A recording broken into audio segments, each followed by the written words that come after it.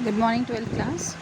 आपका next topic है मानक इलेक्ट्रोड। मानक इलेक्ट्रोड यानी कि स्टैंडर्ड इलेक्ट्रोड, ये आपकी ऐसी इलेक्ट्रोड है जिसका इलेक्ट्रोड विभव शून्य माना गया है। ठीक है, लेकिन इसको आप जब भी आप कभी बात करते हैं सेल की, तो सेल में आपके पास एक इलेक्ट्रोड एनोड का कार्य करती है और दूसरी इलेक्ट्रोड कैथोड का कार्य करती है।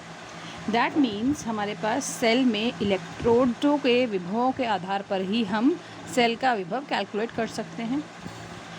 ऐसा कभी पॉसिबल नहीं है कि आप एक अकेली इलेक्ट्रोड, या तो कैथोड या तो एनोड, उसका आप विभव कैलकुलेट कर सकें। अब इसके लिए हमने मानक हाइड्रोजन इलेक्ट्रोड बनाई है और मानक हाइड्रोजन इलेक्ट्रोड का जो विभव है वो शून्य माना गया है। ठीक है, इसका क्या फ़ायदा होगा कि अगर आप इसको एनोड बना के लगाएंगे किसी सेल में, तो उस सेल का जो विभव बन रहा होगा वो पूरा का पूरा कैथोड का विभव हो जाएगा, और यदि आप कैथोड बनाकर लगाएंगे तो सेल विभव एनोड का विभव बन जाएगा। ठीक है, अब मानक हाइड्रोजन इलेक्ट्रोड का जो कंस्ट्रक्शन है, स्ट्रक्चर है, वो इस तरह से है। आपको HCl का 1 मोलर विलयन लेना है किसी पात्र में, और उस पात्र में हम प्लैटिनम की तार, जिसके एक सिरे पर प्लैटिनम धातु बांधी हुई है, प्लैटिनम की एक तार लगा देंगे। इस प्लैटिनम की तार को कवर करने के लिए एक नली लगाई हुई है, जिस नली में से हाइड्रोजन गैस एक वायुमंडलीय दाब पर प्रवाहित की जा सकती होगी। ये प्लैटिनम आपका सिरा जो फ्री रहेगा, इसको आप सेल में कनेक्ट करेंगे। ठीक है, एक और बार, एक पात्र में आपने 1 मोलर HCl विलयन भरा हुआ है। प्लैटिनम की तार जिसके एक सिरे पर प्लैटिनम का छोटा सा पत्ता या प्लैटिनम का टुकड़ा बांधा हुआ है, उसको एक नली में बंद किया हुआ है, और नली में से आप हाइड्रोजन गैस एक वायुमंडलीय दाब पर प्रवाहित कर रहे हैं।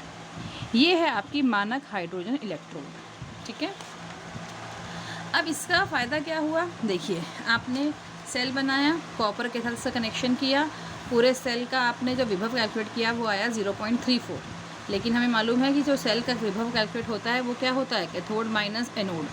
एनोड हमने यहाँ पर लगा दी है हाइड्रोजन की जगह पे, तो हाइड्रोजन वाले की वैल्यू 0 पुट करो, इसलिए जो कैथोड का होगा वो पूरा का पूरा सेल विभव हो जाएगा।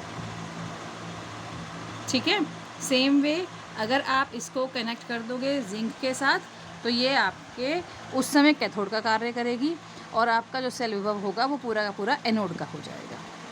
तो बेसिकली यदि आप उसको ऋणात्मक इलेक्ट्रोड बनाएंगे तो वो एनोड बनेगी, धनात्मक इलेक्ट्रोड बनाएंगे तो वो कैथोड बनेगी। ठीक है, सेल की जो प्रदर्शन करने की तरीका है वो हम पीछे सीख चुके हैं, वो उसी तरह से लिखेंगे। आप देखो, जब एनोड है तो एनोड में आपके इलेक्ट्रॉन्स रिलीज़ हुए, फिर बीच में आ गया आपका सॉल्ट ब्रिज, लवण सेतु, और यहाँ पे इलेक्ट्रॉन्स गेन हुए। ठीक है, समझ में आ गया सबको? ये बहुत इंपॉर्टेंट टॉपिक है बेटा आपका, मानक हाइड्रोजन इलेक्ट्रोड। इस पे शॉर्ट नोट लिखने को आ जाता है। अब नेक्स्ट आती है नर्नेस्ट समीकरण। इस समीकरण की आपको डेरिवेशन करने की कोई आवश्यकता नहीं है। नर्नेस्ट समीकरण